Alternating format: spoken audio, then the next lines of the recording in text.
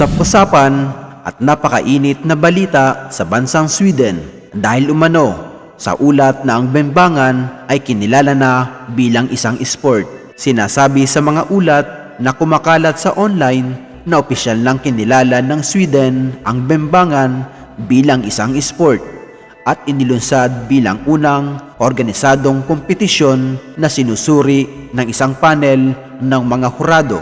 Ayon sa mga claim, ang mga kalahok ay mga mag-asawa at pinili dumaan sa pagsusuri batay sa pamantayan tulad ng chemistry, pag-unawa sa intimacy, tibay at pangkalahatang pagganap. Ang kompetisyon ay iniulat na nakabalangkas tulad ng iba pang kaganapang pampalakasan, kompleto sa mga alituntunin at pagmamarka. Sinasabing ang inisyatiba ay hinimok ng Swedish Sex Federation na di umano ay nagsusulong para sa formal na pagkilala sa sexual na aktibidad bilang isang mapagkompetensyang sport.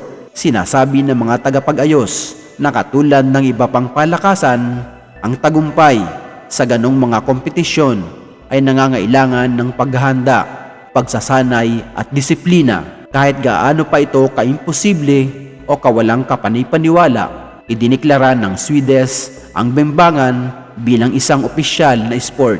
Bukod pa sa paglulunsad ng unang paliksahan, nahuhusgahan ng isang panel ng mga hurado ang chemistry ng magkapareha, ang kanilang pag-unawa sa bembangan, ang antas ng resistensya at iba pang mahalagang katangian ay isaalang-alang kapag nagpapasya kung sino ang lalabas na panalo sa isang bembangan na torneo na magkakaroon ng sarili nitong audience. Matagal nang sinusubukan ng grupo ito na maitatag ang bagong sport na ito.